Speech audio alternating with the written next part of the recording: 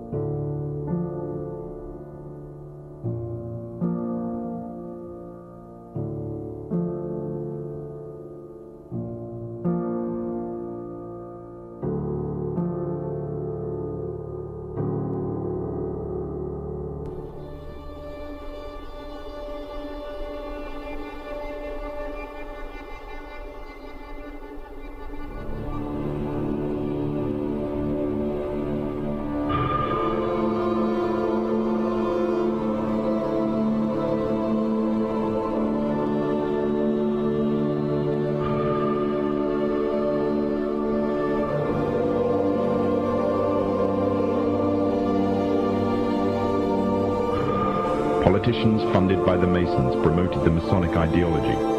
The secret lodges of the Masons were open to members of the French army. High-ranking officers and generals were indoctrinated to the Freemasons' way of thinking. With the people, the politicians, and the military of France under Masonic control, the Masons could finally strike. Freemasonry has worked in a hidden but constant manner to prepare the revolution.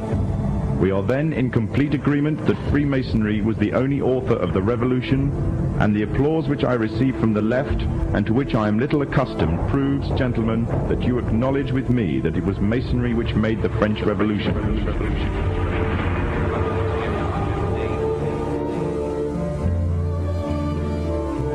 When the so-called founding fathers of America landed on Plymouth Rock, not only did they bring with them disfranchised people, they also brought the Freemasonic elements of Europe.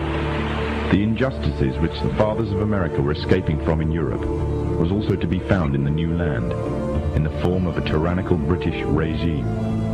In order to gain complete dominance of the new state, the Masons used the same methods to gain control of France. Although the British monarchy was run by the Masons, the American War of Independence was a necessary action, and the people involved in the war were expendable for the Masons to fulfill their dream.